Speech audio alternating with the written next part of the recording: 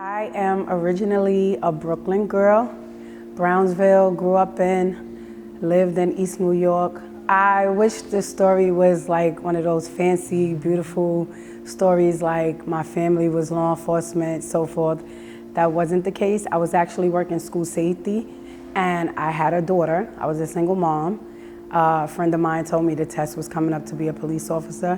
I was like, I cannot be a cop. That's not gonna work out. I'm a single mom.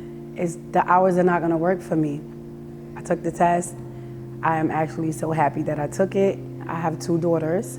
My oldest daughter name is Zayla, and my youngest daughter name is Jada. Years back, I had an issue with cancer.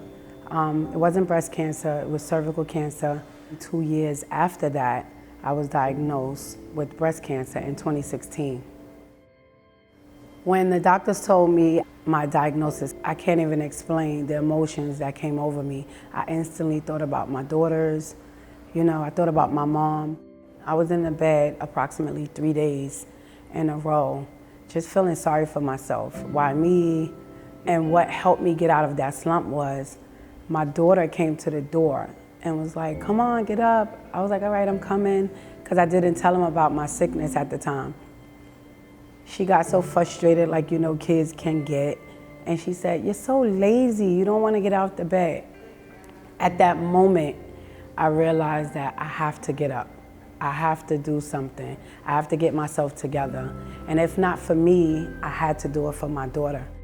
My mom is a pastor, and she was very helpful in teaching me, listen, faith is something that you must believe in, but you cannot see.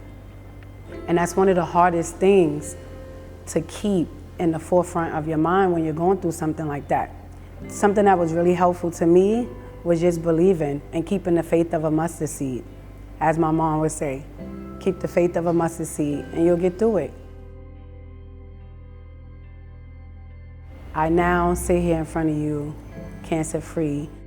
I think it is extremely important to raise awareness. You have to get checked. You have to go.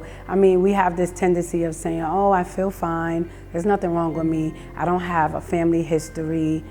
That's not the case. So it is extremely important that you ladies go out, and you men, because men can be diagnosed with breast cancer as well. So just go out, get checked, and save your life.